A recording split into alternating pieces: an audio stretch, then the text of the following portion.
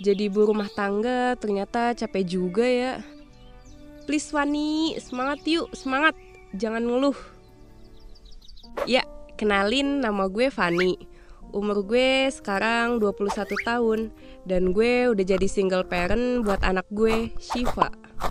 Pasti kalian bertanya-tanya kan, loh kok bisa sih umur masih muda 21 tahun udah jadi single parent? Nah, biar kalian gak penasaran, gue akan cerita ke kalian.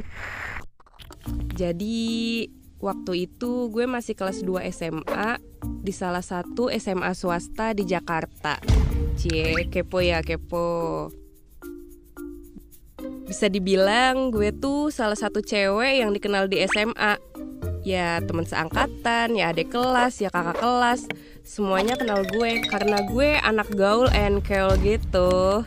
Tapi ada mitos yang bilang biasanya kalau cewek cakep sih pasti pada on gitu.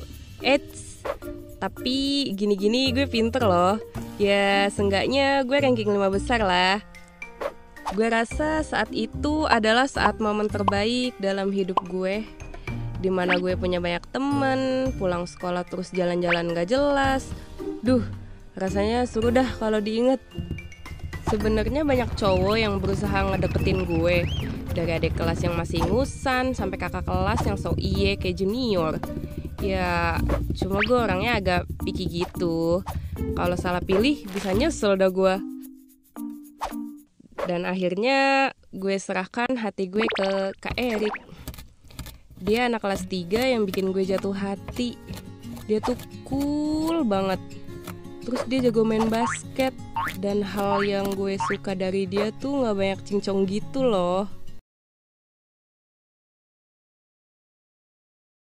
Selama gue pacaran sama Kak Erik, banyak banget cewek-cewek yang julitin gue. Semuanya gak setuju kita pacaran. Gue juga gak paham kenapa bisa kayak gini. Bahkan temen deket gue si Nanda bilang gini ke gue, Van, mending gak usah pacaran sama Kak Erik. Dia kan Stop, atur hidup gue. Stop ceramahin gue. Stop ikut campur urusan gue sama cowok gue. Karena gue kesel, gue curhatin semua unek-unek gue ke Kak Erik. Gue ceritain ke dia kalau hubungan kita banyak yang gak suka. Dia cuma dengerin gue ngeluh sambil ketawa-tawa.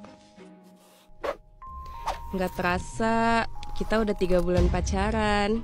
Ya namanya masih anak SMA, dikit-dikit kalau pacaran ya ada cemburu-cemburunya gitu dah.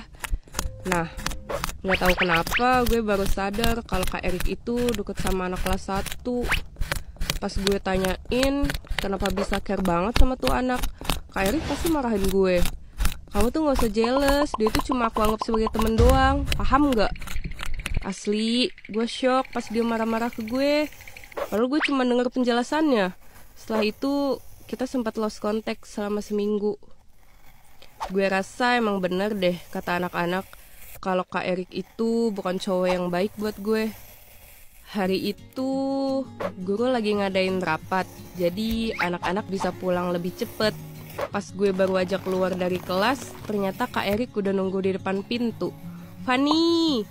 Dia teriak manggil gue, tapi gue tetap cuek dan jalan gitu aja ninggalin dia. Fani, tunggu! Aku bisa jelasin semuanya. Dia lari ngejar gue, tangan gue dipegang dengan erat. Di situ gue ngerasa kasihan sama dia sih, dan gue kasih dia kesempatan buat jelasin semuanya. Gak tahu kenapa mendadak hati gue luluh lagi sama dia. Dan gue dengan mudahnya memaafkan kesalahan dia. Gue orangnya gak tegaan gitu sih, apalagi minggu depan Kak Erik mau UN.